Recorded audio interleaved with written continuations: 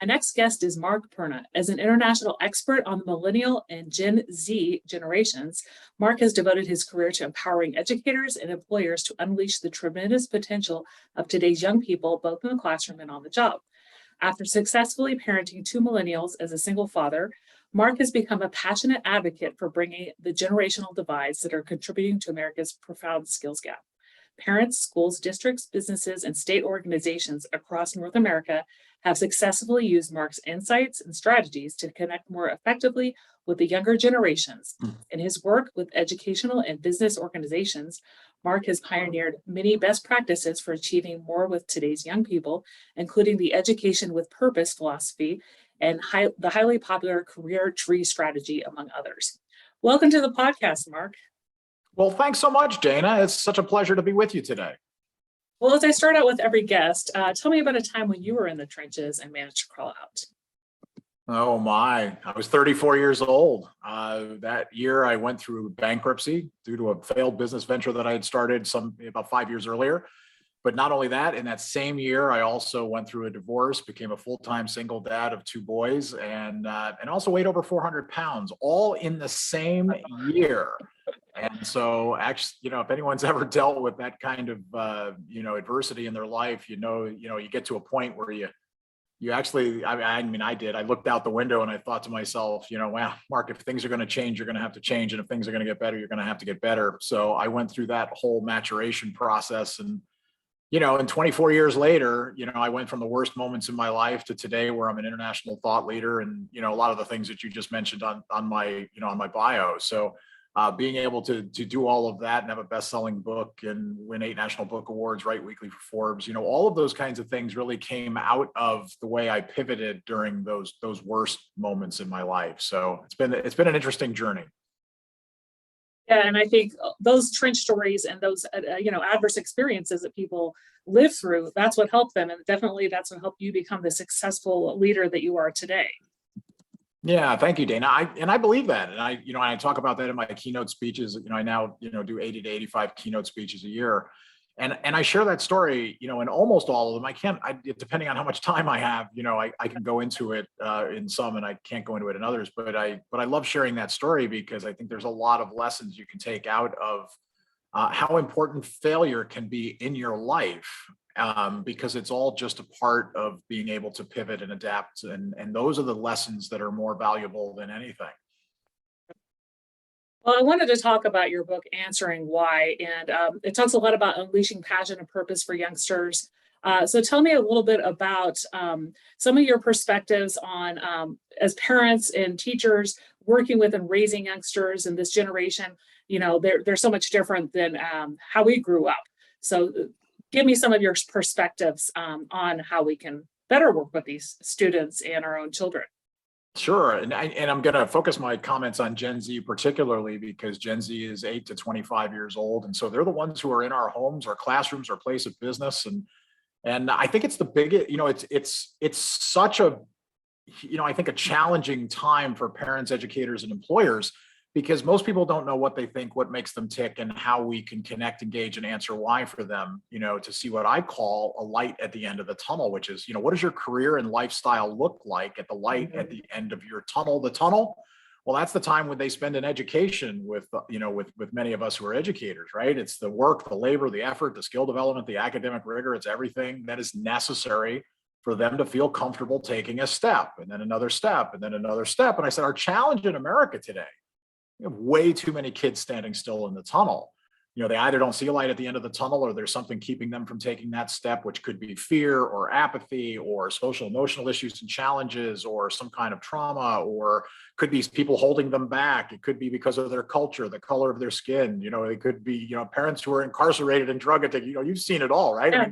There's so many things at the tactical level, and our teachers and counselors, administrators, and even our parents are dealing with some extraordinary issues and challenges today as it even relates to the COVID learning slide and educational scarring and the things that have happened over the last 2 years in the pandemic. So, I think it's a very trying time for a lot of folks out there. And so, I think that's why it's taken me, I guess, 32 years to become an overnight success, is that, people want to know, what do kids think today? What makes them tick, and how do we move them forward in what I call purpose, an active purpose, which means that they see something that they're willing to step through the tunnel to get to.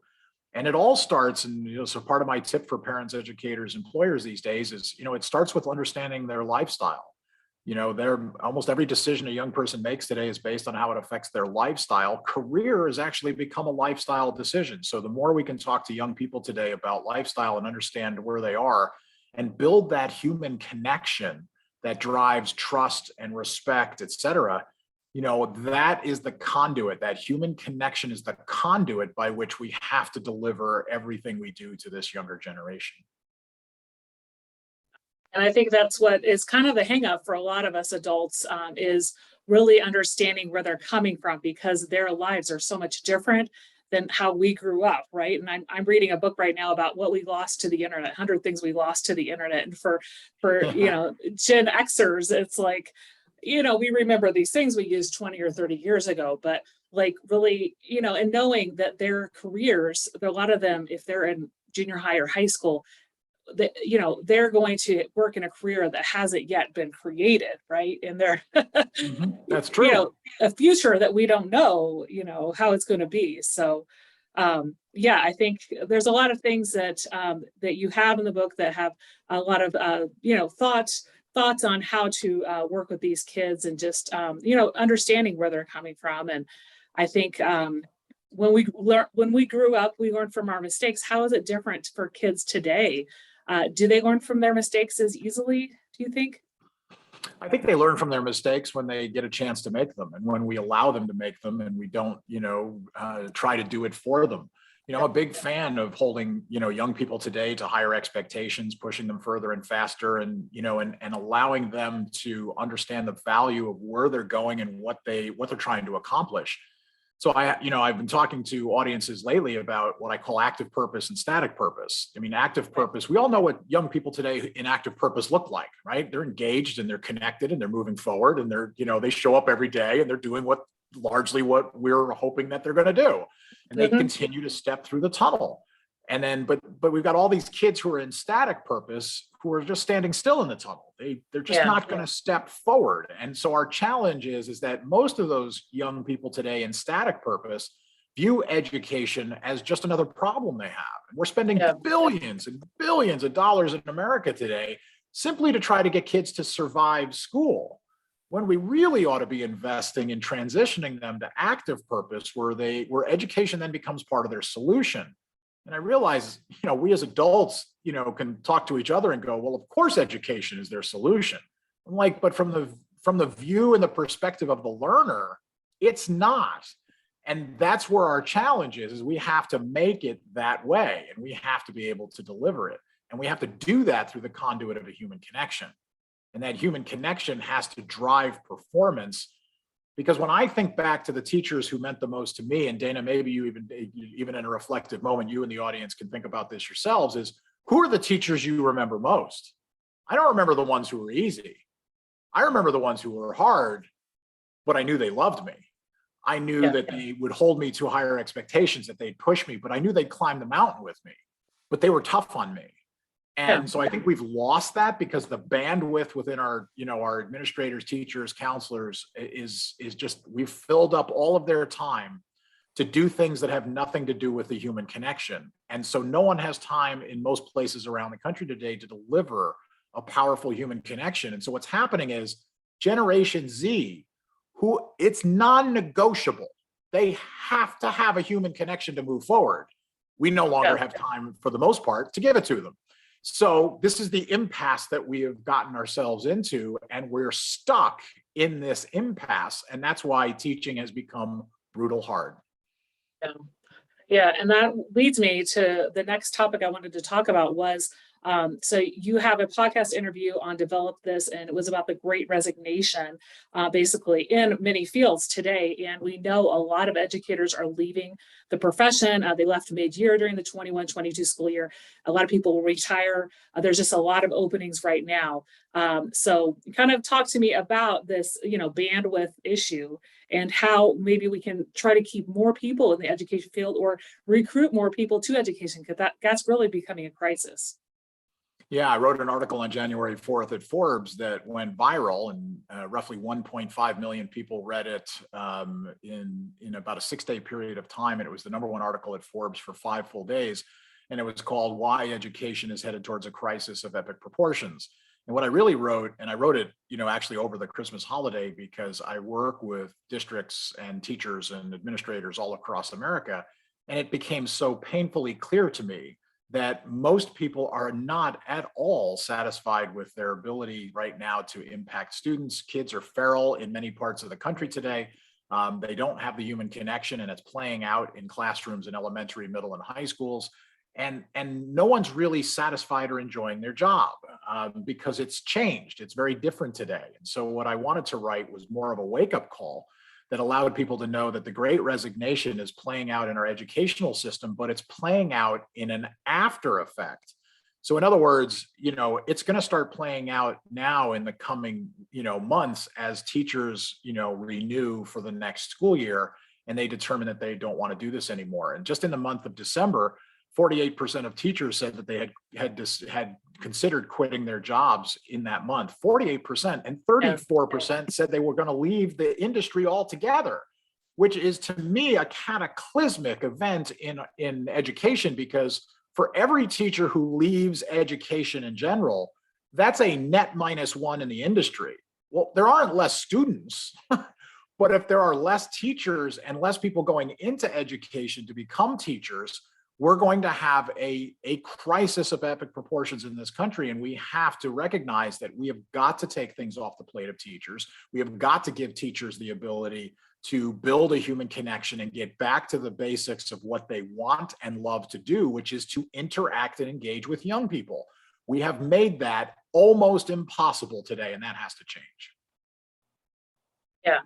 And that's like, I think a lot of districts are trying to scramble and, find ways to maybe give teachers more time. Where I work, it was adding, late start Mondays mid-year, right? Those types of things. But it's kind of just putting a bandage on the wound, right? It's kind of, we needed a system shift. Yeah, I've talked to a lot of, state education boards, et cetera.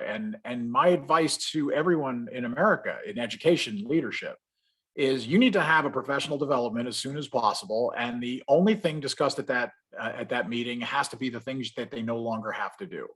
We need to take the reporting, we need to take the curriculum writing, we need to take all of this stuff that is not mission critical today, and we need to take it off their plates.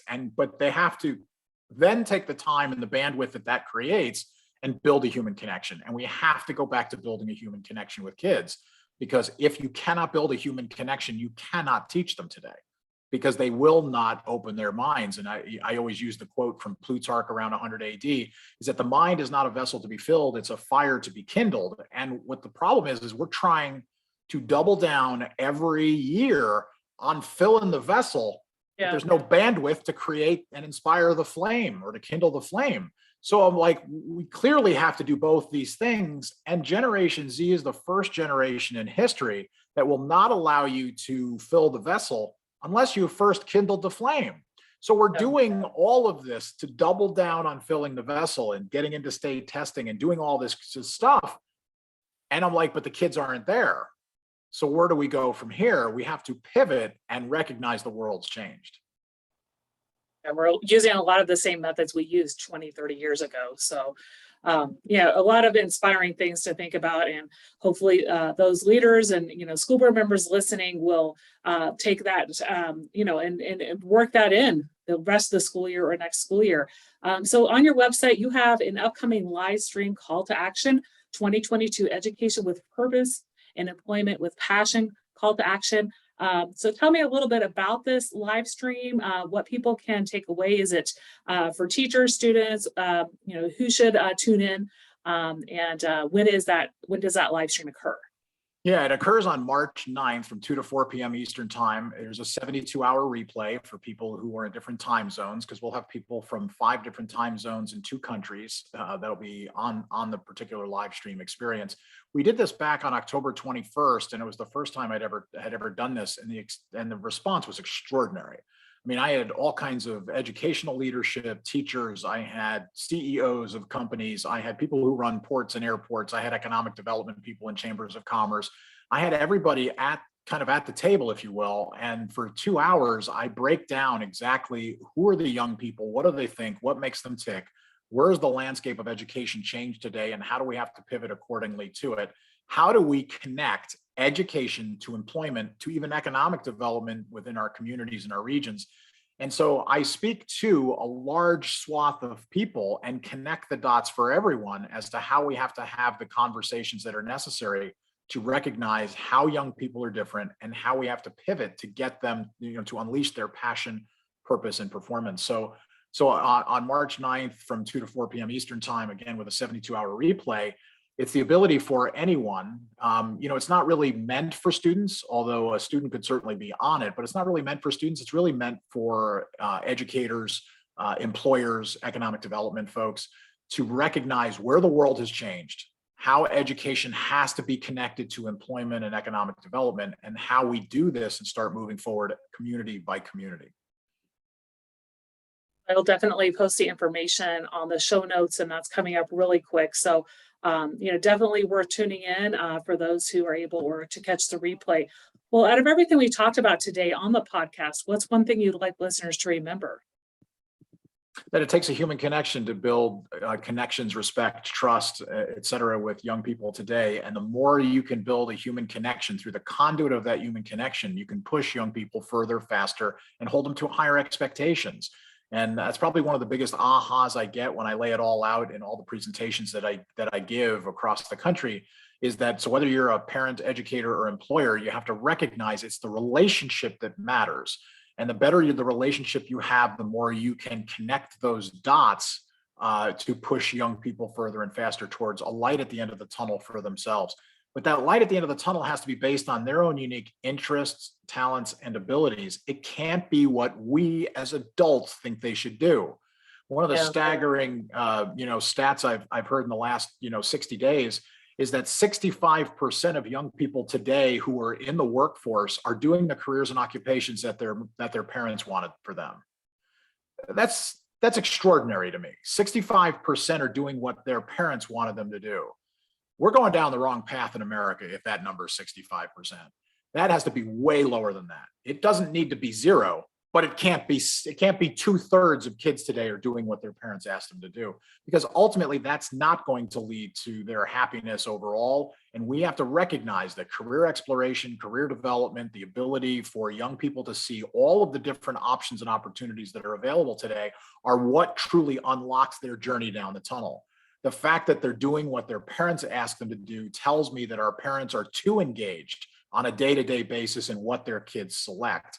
We have to appreciate the value of young people selecting and researching for themselves. I think that's so important.